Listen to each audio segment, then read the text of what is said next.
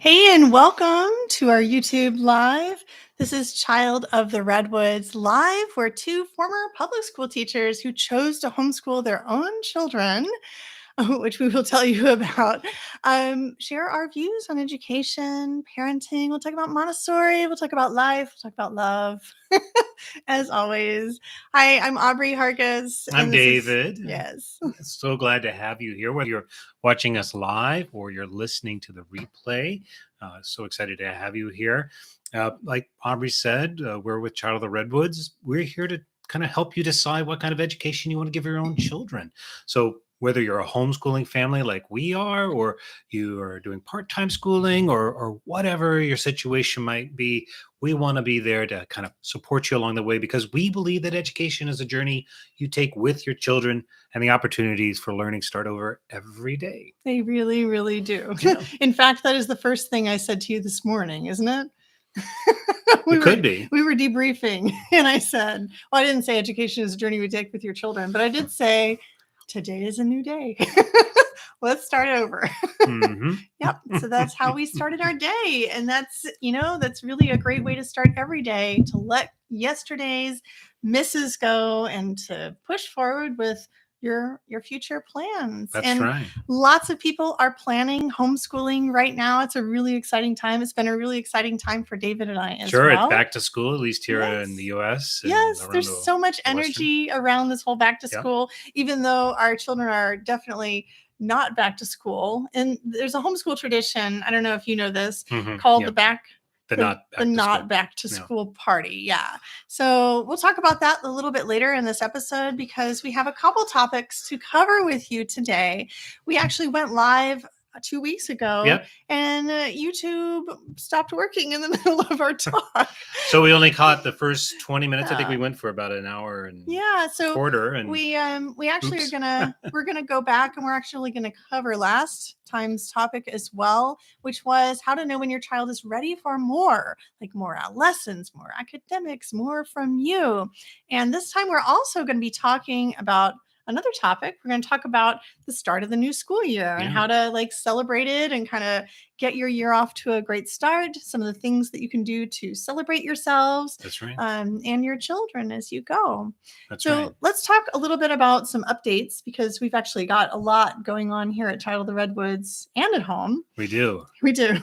So at home, you want to mention a couple things that you've been doing with the kids recently? It's, I don't want to give away the ending too much, because we're going to talk a little bit about how we transition. What does it mean to start school again if you're in a homeschooling environment?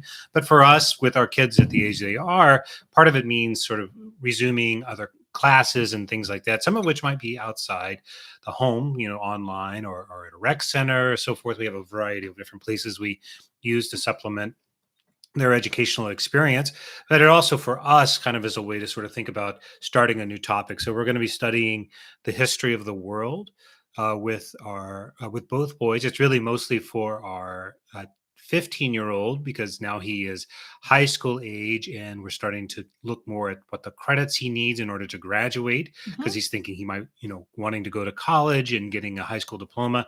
And so as your kids get older and you're continuing through the homeschooling journey, there will come a point where you might want to pay more attention to whatever your state requirements are. And in this case, it is one of our requirements. I'm also a history buff. I have a degree in history and I taught history. And so I love it, and it's fun to teach. We are of the mind, and we've always been this way, even when they were very little, that we don't exclude one or the other unless it's, really kind of necessary. So even though this is going to be primarily for our 15-year-old, our 12-year-old is also going to be invited to come along for the journey.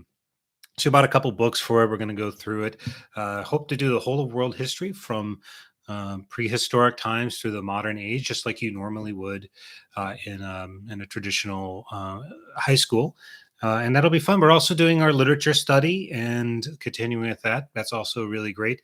And another one where we're looking at what are the kinds of books commonly read by high schoolers here in the state of California, and making sure that our older one has exposure to that, and also just trying to elevate the way he's interacting with reading, and how he's kind of thinking through those themes and topics. So kind of trying to elevate a bit more to the Literary creative analysis. Exactly, a little more of that creative problem solving that you would want to do. Yeah. So I know a lot of the people watching have little ones, but you mentioned something that I think is really, really important. That's right.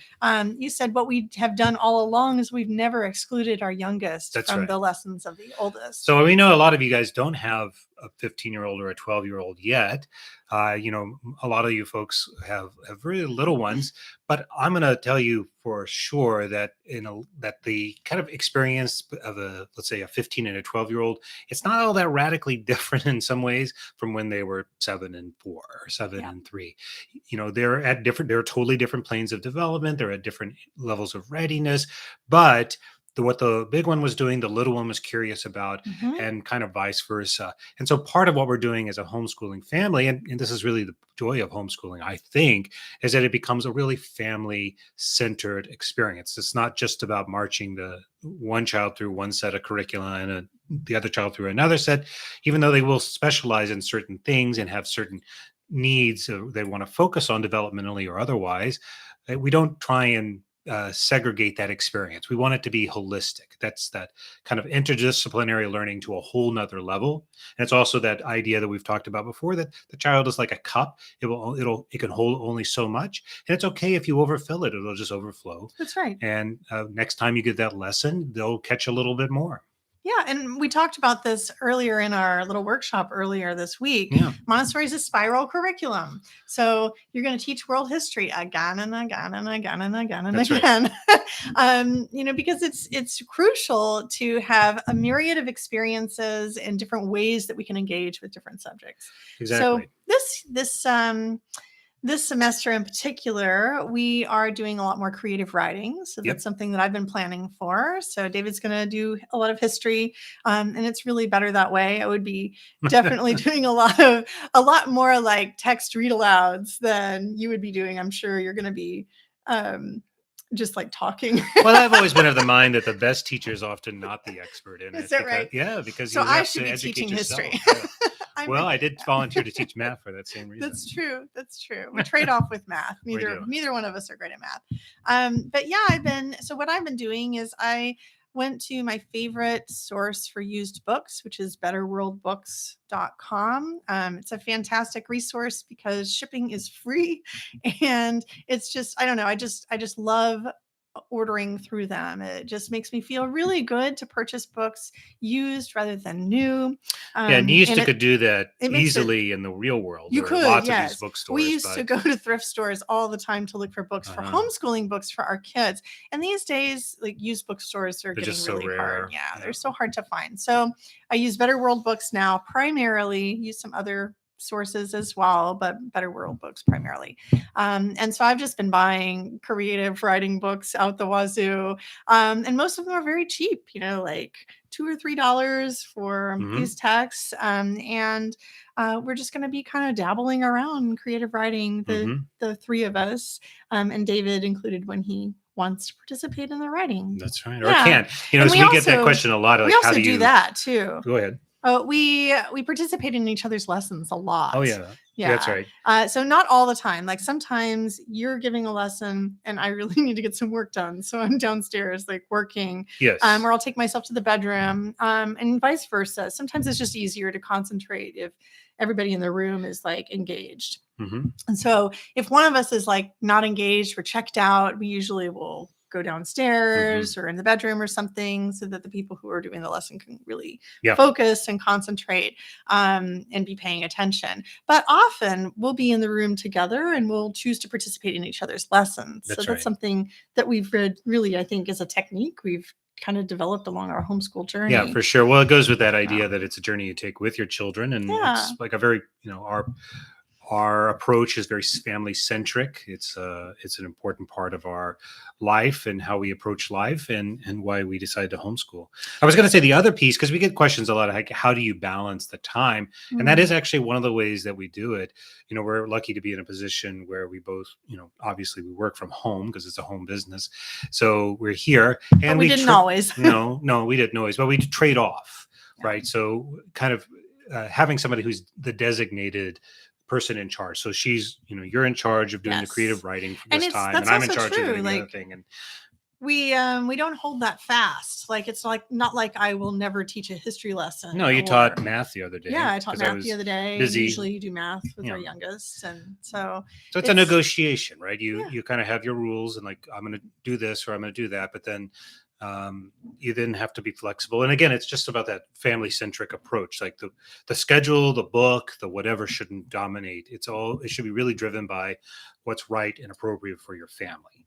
I also want to emphasize the point that when you were working full time and I was home full time, we still traded off. Yeah. You just were on like during the weekends and stuff. That's right. So it wouldn't have traded off in the middle of the day, or even when I was working full time, but teleworking. Yes. The same, if you're on call, whatever that on-call means. Yeah, so that's kind of a little bit about what's going on in our house. We've got the new vibes of the school year.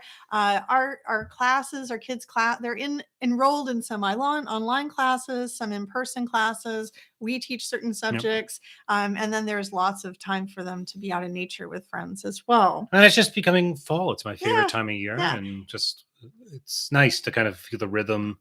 The holidays are coming up. We have a variety of holidays coming up. I'm not thinking about the holidays. Cinnamon. I smelled some cinnamon in the oatmeal today. And I thought, the holidays. Oh, is that right? They're only a few months away. Well, what I was going to say is even though we've got all this new energy and there's just lots going on, but this is also a reflection of our lives now that our kids are 12 and 15.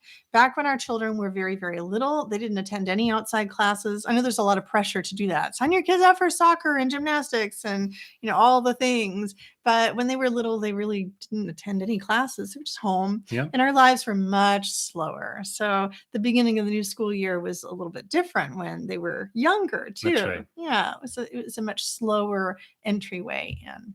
That's right. So, and that's okay. Both are okay. I want to give a few updates of our Child of the Redwoods as well. So we've got some big news, some sad news. That our community guide, Carrie Ewart Crocker, is stepping down as community guide in our community.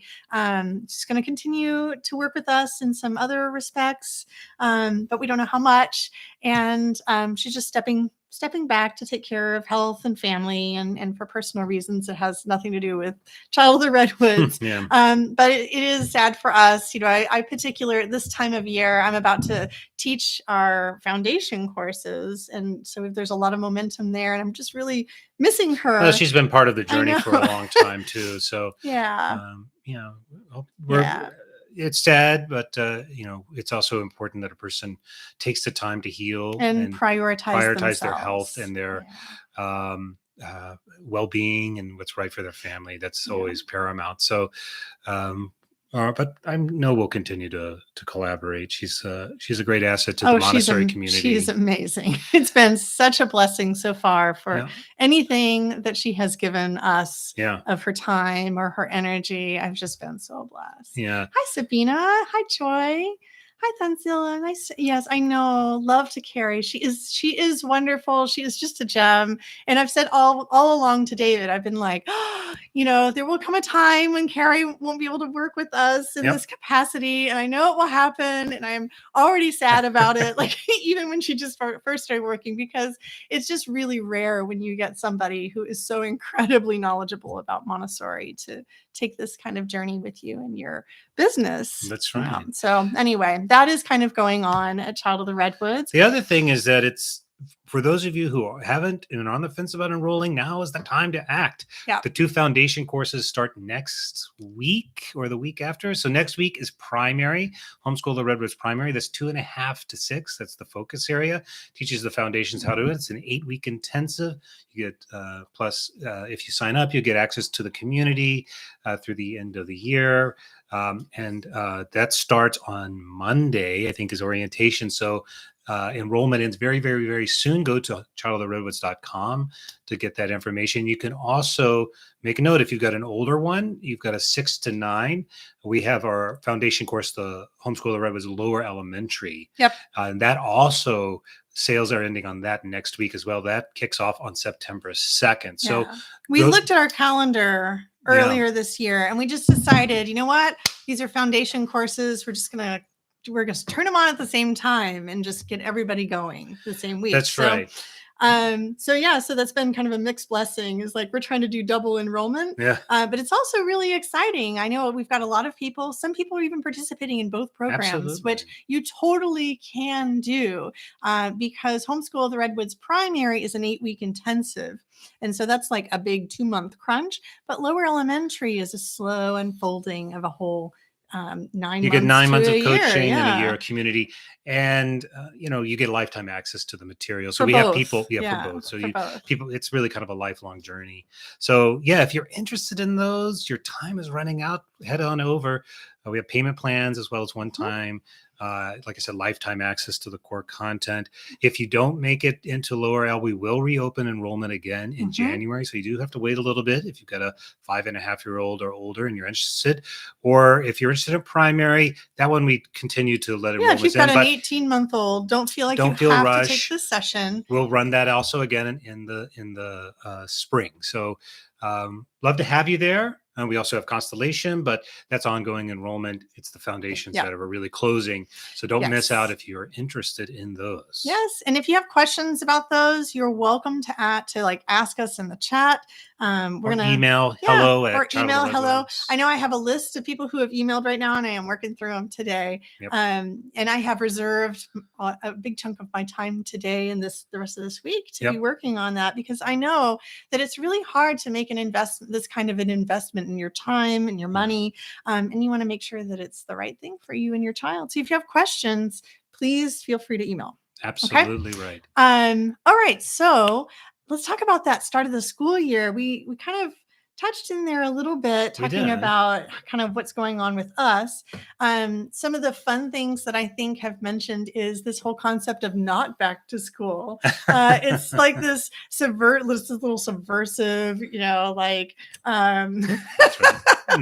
that we homeschoolers kind of have. It's a really common phrase. Often there are not back to school parties among homeschool communities. I know we just had a big pandemic, so we've noticed that our local homeschooling communities are kind of like the wheel is starting to crank again. Things are starting to get back to, the pre-pandemic normal, which I feel so relieved about. Even though things aren't completely normal here in San Francisco, our group momentum seems nothing's ever normal here in San Francisco. Nothing is normal here in San Francisco. That's true. You could just cut that phrase out. But there is a rhythm. Our society is really largely structured around school calendars. It's such a big part of what we do, and then for all kinds of reasons that we won't necessarily go into. But so it influences even those of us who are maybe doing a not back to school, or we're doing unschooling or traditional homeschooling, whatever your relationship is. Even if you don't have kids or your kids are grown up, there's still a rhythm and routine that happens. The sales periods in the stores and the way we associate in our memories, the changing of the weather with, certain events and football season for a lot of folks out here in the US, it's going to be a big deal. So all of that stuff, those cultural markers, they really influence it. And so whether you kind of want to acknowledge it or not, you're going to kind of implicitly acknowledge it just by living in the society. So we get questions like, should you memorialize that in some way, though? Like, it's happening anyway. Should you call it out? And it's a hard question because it can have there's no one right answer in terms of how you would want to approach that. I know what we've done, and I'd be curious. I know we have several folks in the chat. If any of you celebrate back to school, or you have a memory of celebrating back to school, even from your own childhood, that you'd like to share or ask about, we'd love to see that in the comments. But while you guys are typing that in, how do you think people should celebrate or mark, if they should people mark the back to school? Yeah. So on the topic of not back to school, we used to participate in those parties as a community. And one of the traditions that the San Francisco homeschool community used to have pre-pandemic, and hopefully is continuing, is have a big beach bonfire. Yes, that's right. So that used to be our tradition. I don't know if you remember participating in those. Mm-hmm. Yep. Yeah. And so it was kind of an annual event that was kind of loosely thrown together by the homeschoolers in this area. Somebody would just pick a day. We would call it the not back to school bonfire party. Yeah. And then we would meet at the beach and have a bonfire at the beach, in a safe way. Sure. Yeah, in a safe way on one of the designated not spare the air days when we could have a little fire there. And sometimes the weather would cooperate and it would just be like warm and sunny and the wind would be calm. And sometimes it was really cold and blustery. I remember one time we were all bundled up in our coats and everyone had brought blankets for their little toddlers. It is San Francisco. Bundled up. Yeah, it's September, San Francisco. Well, that's the warm summer, right? Yeah, San Francisco summer is September. You never know. Yeah, you never know. But that I think our kids really loved. They loved having that kind of ritual, almost like a moment, an event to say like, yeah, we're here together as a community. And that kind of thing really would be easy to organize with friends. You don't necessarily, if you don't live near the beach, you don't necessarily have to have a bonfire. But maybe you have a fire pit in your backyard. You could invite friends to sit around. That's and, right. roast hot dogs or whatever one does, marshmallows. We'd always did hot dogs and marshmallows at the beach bonfire. It was like a very camping hippie-like experience, right? I think more than hippies like to roast hot dogs, I suspect. So I think a lot of people like roasting hot dogs, actually. Yeah. So you can have this backyard barbecue, not back to school party. That's right. Or another thing that we used to do is have a September camp out, which is also, of course, dependent on your weather and your region. But here, that actually was a great time to have a camp out because that's when all the kids were going back to school. So we as homeschoolers could nab some campsites on a Monday, Tuesday, or Wednesday night. Usually it was just like one night. And then we would just have our own little camp out while all the kids were at school. And our kids thought that was really, really cool. Like we're going to go and have a camp out for our beginning. Our first day of school is in the forest at camp, right? Yep. And again, with the hot dogs and the marshmallows and the kids running around. So anyway, it's not like these kind of things happen every single year, but they happen enough so that our kids really did kind of feel that celebration. Yeah, because of community. One argument would be that you don't need to memorialize it in any way, right? Like or call it out in any way, right? It's learning is ongoing. There's not a beginning and end to the process, but we humans like ritual. We love sort of those moments that kind of help us mark time and the progression of time. And so for like these great examples are, very much about the community. There's a couple really good comments that are totally taking me back to my own childhood. One is new clothes. Definitely. I remember going clothes shopping every summer in August or so and buying new clothes for the year. Yep. And get those Guess jeans. No Guess. I only had hand-me-down Guess jeans. Yeah, we went. I grew up in Texas, and the big city near us was Waco. And we went to Wieners, which is a Wieners clothing store. No Guess jeans for you. No Guess jeans there. And that was where we shopped every year. Mom always took us to Wieners, and which I think is kind of interesting. I mean, what teenage boy doesn't want to buy his back to school clothes at a place called Wieners? Like, how cool is that, right? I mean, only the coolest kids. Could have been called Dorkleys or something. I don't know.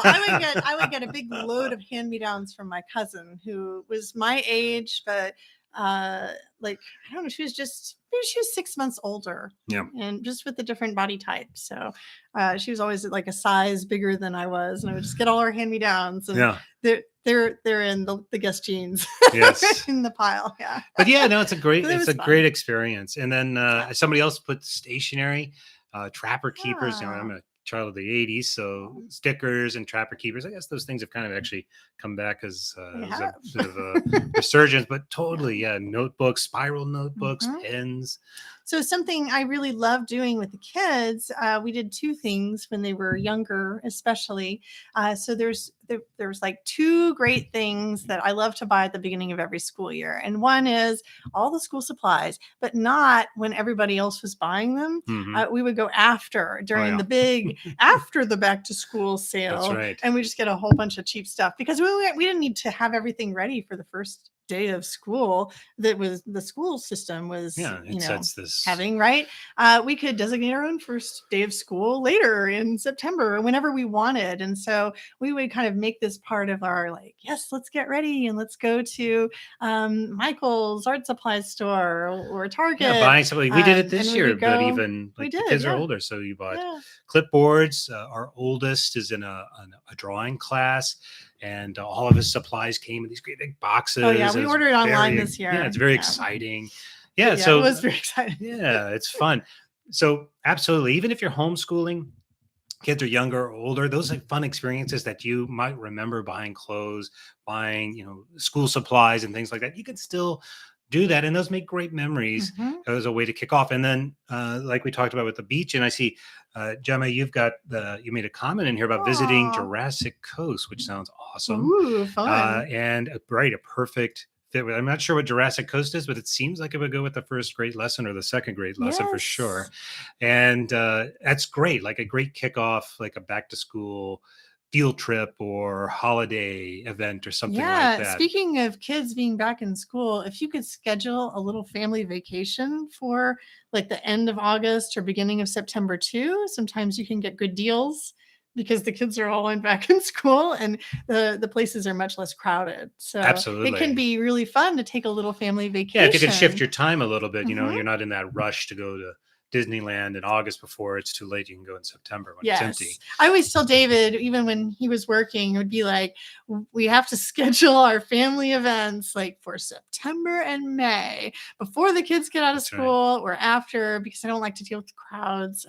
He doesn't mind crowds so much, but I really hate crowds. That's right. So that's how we would schedule it. But I think it's great to. The second thing that is good to buy during the back to school flush is in like late August and early September at Home Depot and Lowe's, those sorts of big hardware stores. The plants would often go on sale too. And I don't really know why exactly. I think it's like post-summer sales. Yeah. But in Montessori, we love to beautify our prepared environment. That's right. Whether you're in the primary or in the lower L, that botany and practical life, sensorial, there's a lot of stuff related. Flower arranging, planting, indoor plant care. So one of our rituals as a family was leaf polishing. Yes, for primary. We would go to one of those stores and I would let the kids each pick out a plant every single year to be like their plant to contribute to our family. And maybe it would go in their room, maybe not, didn't matter, but it would be like they would choose like a living thing to bring into our home to be part of our prepared environment for the year.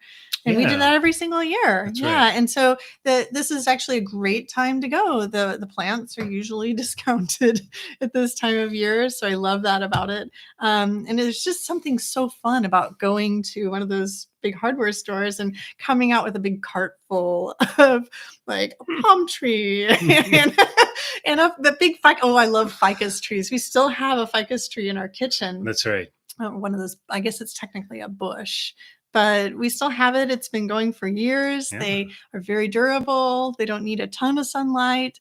And I don't know, it's just it is. A living happy tree. A living memory. But that was from one of the homeschool celebrations at the beginning of the year. So I think, for sure, like it's good to have, how do you celebrate? I mean, the first question would be, should you do it? And I think it's yes, even if you do it in kind of a cheeky way, like the not back to school. Yeah. The other, though, is, thinking in that practical sense, if you are going to use outside resources, which, many homeschooling families will, we would encourage you to take advantage of your outside resources, whatever they might be, that's appropriate for your child.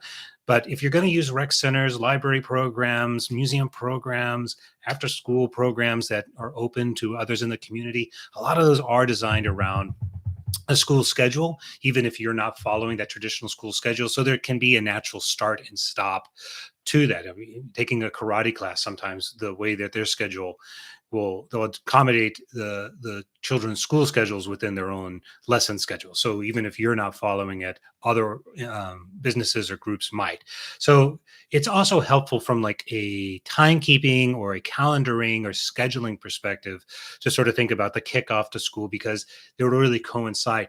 And I find it's a great way to sort of say fresh start, right? Like it's been for us, like, okay, it's been about 3 months. We're coming back to the start of school year. We're ramping back into it. We didn't really ever stop, but there's something nice about saying, here's our calendar. Here's where we're going to block out time to do the different lessons, the world history lesson or the online art lesson for our oldest, or whatever they might be taking, and kind of write that down and give it to them. And as they, at their age, and even for some of, the younger ones, having that calendar is great because it gives them a sense of control and understanding. When they're real little, they're not going to have a whole lot of understanding, but it's a great project to get involved with. And having a start of school kind of from that scheduling perspective is really nice, because it's like saying, we're going to start something and here we're going to track our time through that. And that also fits really well with a lot of the lessons that you might give around calendaring and time in both the primary and lower L curriculum. It does. It's a great time to work on some calendaring and integrate that.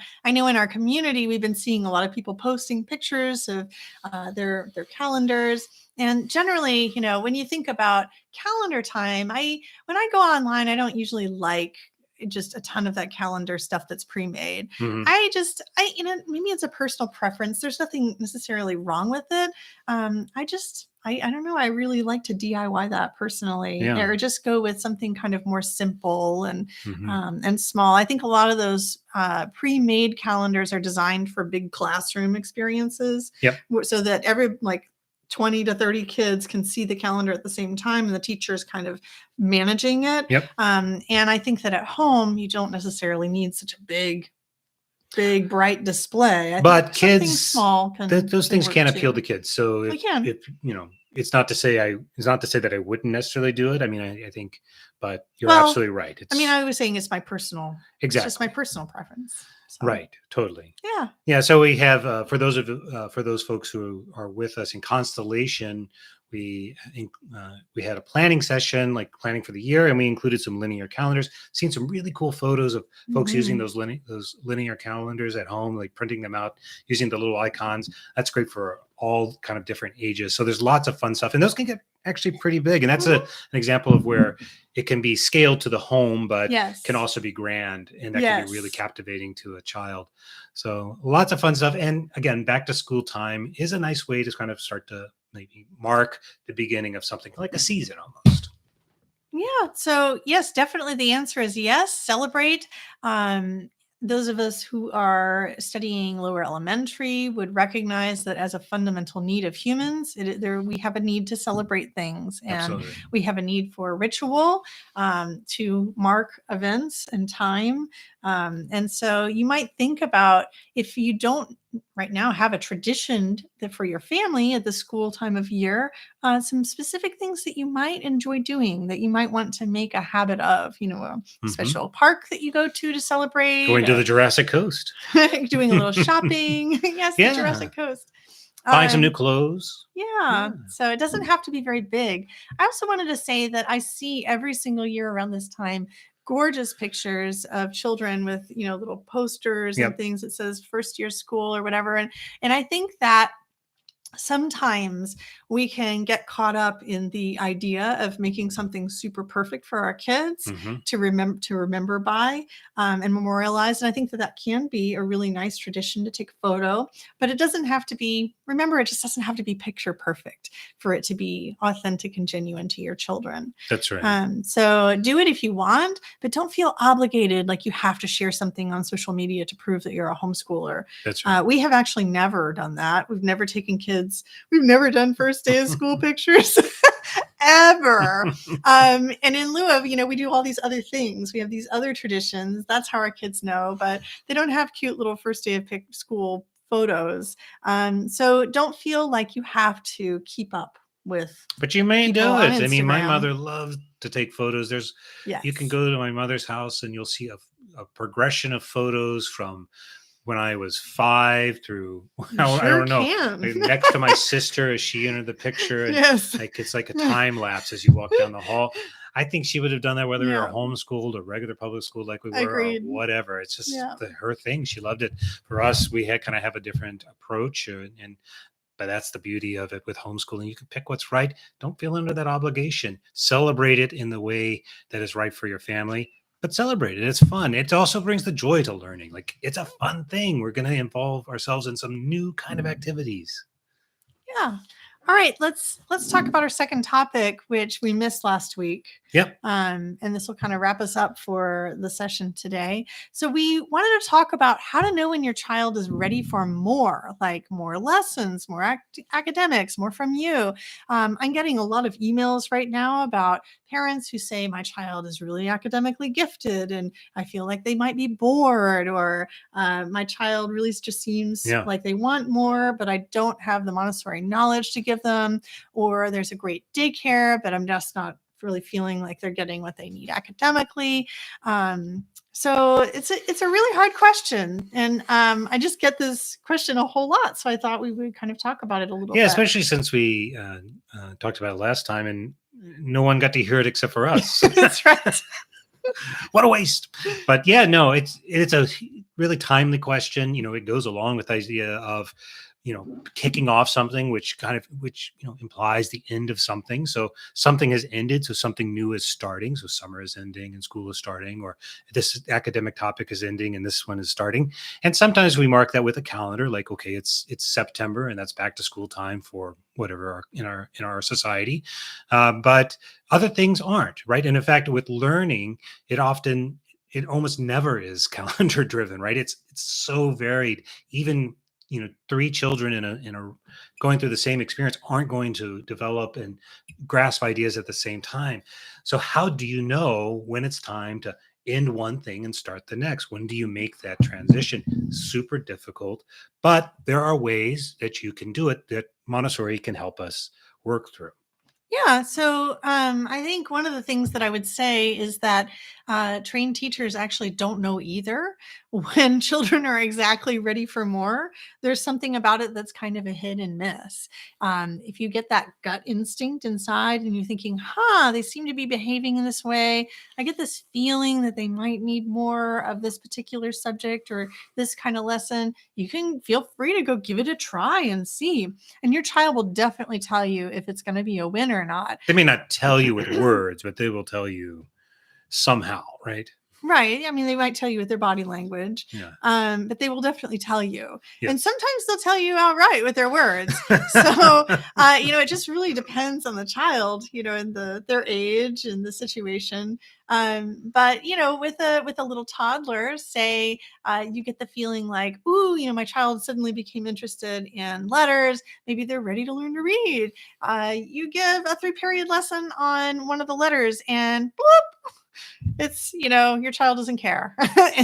Or they just take the letter and they start playing with it with their toys. That's right. And you're like, oh, okay. Wasn't ready. Good to know. Put that away for a little while. I usually say, like, put it away for 4 months, put it away for 6 months. Because usually, when you try something, and if it's a real miss, then usually you need to wait another few months for your child to developmentally go into another stage, and then you can represent it and try it again. You might see, it's a continuum, right? So you might start to see occasional signs of readiness that will become more and more frequent. And part of it is you might introduce that lesson multiple times, and each time you introduce it, it may be a miss, but you're continuing to see slow progression of growth. Again, it's like that cup. I mean, when it's ready to hold more, it will, and continue to try. It's true. I mean, I think that is a good point, that it's not going to harm your child to introduce things too early. What we want to be careful about is not rushing the child into things. Or expecting, don't hold yourself to some kind of level of, you're failing if something isn't sticking, or the child is failing. That's not necessarily the case at all. In fact, it's almost undoubtedly not the case. Yeah, so sometimes a child will be engaging in an interest in something. Say they're really interested, like they want to count all the time. They start to count a lot. Does that necessarily mean that they need harder counting activities? Not necessarily. They might just be working on that skill and they may be perfectly satisfied on it. I do see a lot of toddlers get an early interest in letters. Hmm. And it doesn't necessarily mean that they need a higher level lesson at that point. They That's might right. just be exploring shapes.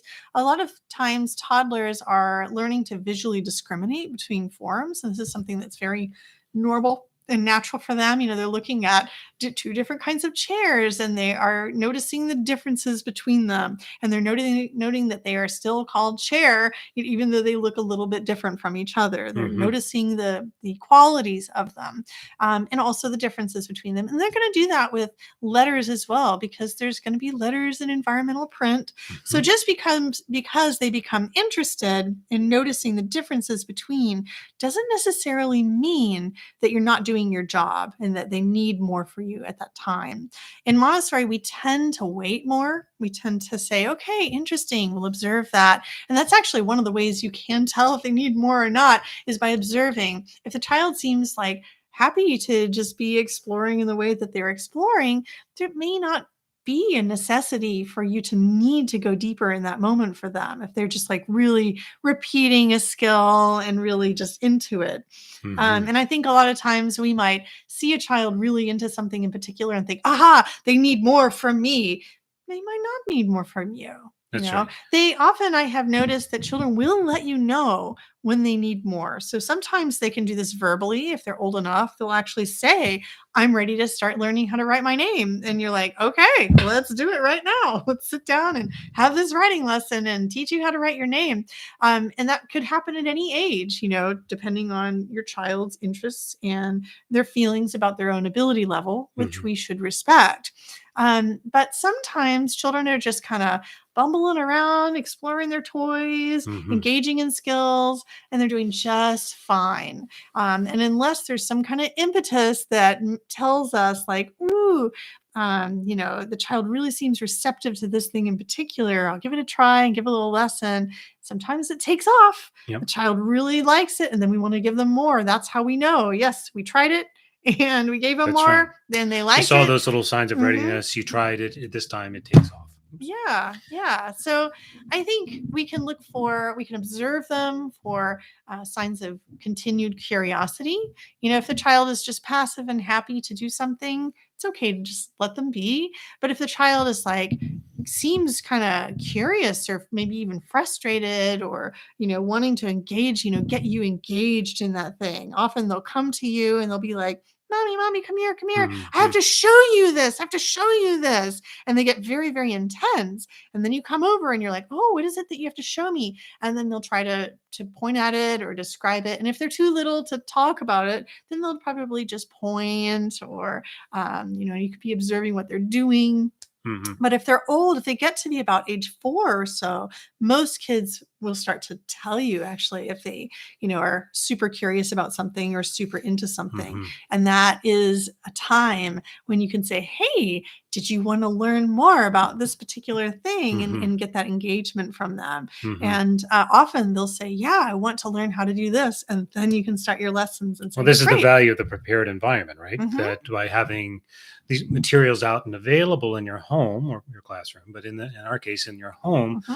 you're providing that opportunity for them to think, and you're giving lessons. And sometimes they don't stick, but sometimes they are actually sticking in the back of their head, and they will come back, and then they will come and ask you for more. Can you give me that lesson again? Can you tell me more about this? Hmm. And making that material available to them on their own is the right thing to do. The other thing I would add, I think it's interesting what you're saying, because I think, we have there is a point of view that a child will only learn if you force them. And then there's a point of view that we would take, that learning is an innately pleasurable human condition, that we love to learn and that we will ask for more Hmm. on our own. And if we have that first mindset, like the classic mindset of you've got to march the child or the adult, the human, through the learning because they won't naturally want to engage with it, I think that's what leads to a point of view like you have to regimentally go through this material, because if you don't, they won't ask for more. But what Montessori observed and what we know is that actually that's not true. The child, the adult, they will ask for more. Their insatiable curiosity will take over. They will not just like, it's not like they're naturally lazy. And if you don't Mhm. force them to learn, they won't do it. No, we have to trust that the child has that innate human desire to know.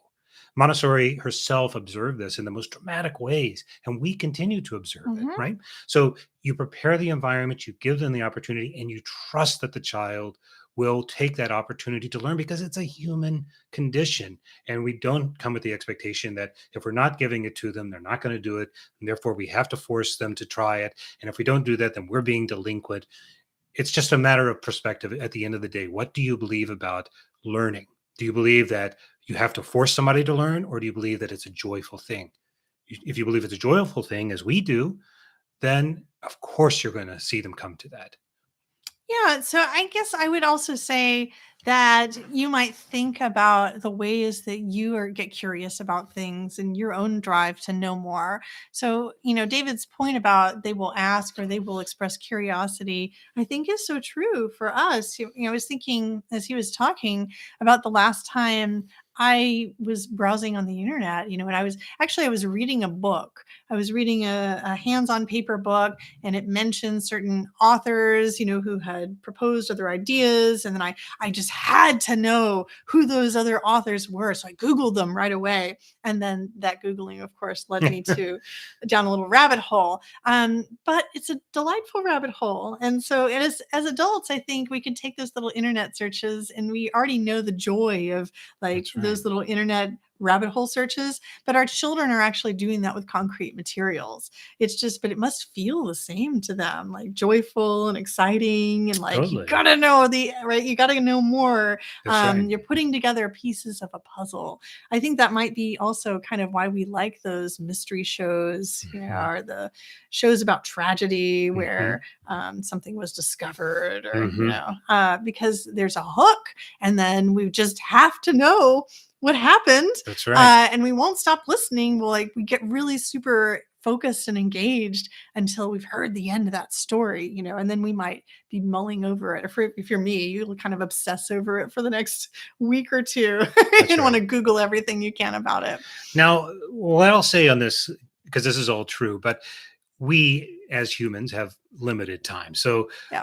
the child's cup will only hold what it can hold, but we also are pouring the like there's a pitcher on the other side that's pouring that water into the cup. That's our skill, our time, or our labor. And it's not like we could snap our fingers and the whole ocean falls in. We have to pick and choose what we want to introduce. And that is actually where, learning science Mhm. can help us, where things like knowing the foundational concepts behind primary education, Montessori primary, or lower elementary, or other things can help us. Knowing those developmental stages and signs that will help us sort of organize. Like it's probably, I could introduce Shakespeare at this point, but I'll probably get more bang for my buck if I introduce this concept instead, this a nursery rhyme, for example, because that's going to, depending on the age of the child, let's say they're, I don't know, 3 or something, like maybe it's the right time to introduce that instead because it will be engaging. It's going to meet on the level. It has developmental, it's maybe developmentally better with the repetition of the language. And it leads to, it's a precursor to being able to eventually understand more complex things. That's the spiral. So knowing what's in the curriculum and knowing the developmental signs is really helpful because it can Mhm. help us decide what am I going to fill my pitcher with today that I'm going to that I'm going to try and pour into that child's cup. Yeah, I mean, I find it. I always did, even when my kids were little. Our kids were little.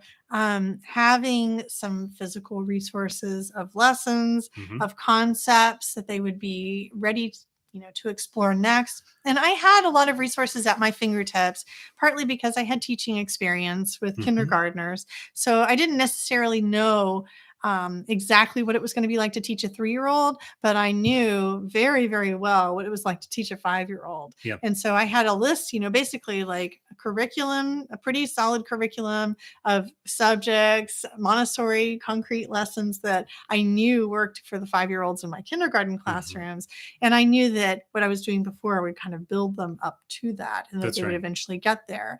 And I also had resources. I had just Montessori lesson resources. I did a lot of personal research online.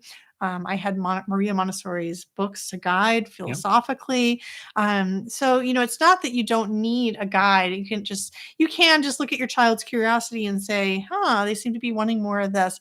But to answer the question, what is it exactly that would fill their need, and satiate them? The curriculum really is a great resource for us to use in order to kind of to use for that trial and error. Then we can look at the list, or we can look at the lessons, and we can say, hey, I'm noticing this, and maybe I'll try this and see what happens. And if it's a fail, it's a fail. It's okay. I'll put it away for a little while, or give the lesson later when your child seems to be more engaged. There are a lot of ways that we can engage our child too, that we talk about in the foundation courses. But just having that, it just always made me feel so good as a parent to be able to say, okay, this is what we're going for, and this is my list of resources to pick and choose from. That's right. Yeah. And I think it's also good, you gave that example of visual discrimination, which is a precursor to reading. It's a part of the step of learning to read, right? And at the end of the day, and for those of you who love the what is it, the third grade lesson or the fourth, the ox and the house, and basically the concept of the letter A in let's say the English alphabet, it looks a certain way, but it's really just a shape, right? And we've decided that this shape means a certain thing, and that great story kind of talks about the development of that. And so you think about it, to the child, a rectangle or a square, or the thing that we would say is the letter A, these are all just shapes, and getting them to practice that, sensorially practice the visual discrimination is a part of the reading process. And if you were then to jump and say, well, they're saying ABC or whatever, they must know how to read. I need to get them. Why can't they read the cat sat now? And it's because they're still working on that prior piece. And so when you know the curriculum and the scope, it's easier for you to say, like, okay, they are actually learning to read, for example, because they're working on something that may seem unrelated in a way, like learning to identify shapes, whether it's the shape as a letter or a shape as something else, is a part of the process that's ultimately going to help them do that. That's where having like a curriculum can help you sort of connect those dots together and know sort of like, is it time? What might I introduce next? Like after they start to understand the visual discrimination, what would be the next logical thing to introduce according to good teaching practice? Yep. Yeah. And there are resources that help you do that, which is one reason that we've been working on leveling the primary curriculum. That's right. Because in order to help you sequence, the idea that if you had primary and the lower L curriculum, then you would be able to go from 2.5 to 9. And there's a progression of learning that goes from visual discrimination all the way to basic literary analysis that you would start to see at age 8 or 9. And but it's all part of a continuum. And that goes to the idea of like why is it important to know what the subject areas are? If we want to emphasize that learning is interdisciplinary and all these concepts are supposed to tie together, why should we sort of then kind of break them out and say, well, now we're going to study life science or physical science? It's to help us kind of have in mind a framework of what might we want to put in that picture that we're going to then pour in. And so we're thinking about what the learning might look like and help us to identify natural areas of learning as they come across in our world. When the child is doing something, it kind of helps us then go back and say, oh, I see what they're doing. They're actually practicing some kind of physical science concept. Yeah. All right. Well, this is we're kind of at time. So this is we're going to wrap up for today. But if you have questions about the homeschool programs, now is the time to email, reach out, hello@childoftheredwoods.com, and either David or I will write back. Yep. And answer your questions, hopefully get you into the right program, and help you decide, whether Montessori is right for you. Of course, I think it's right for every child, but you get to make the decision about your own homeschooling. That's right. That's kind of the point. All right. Take care, friends, and we will see you in a couple weeks.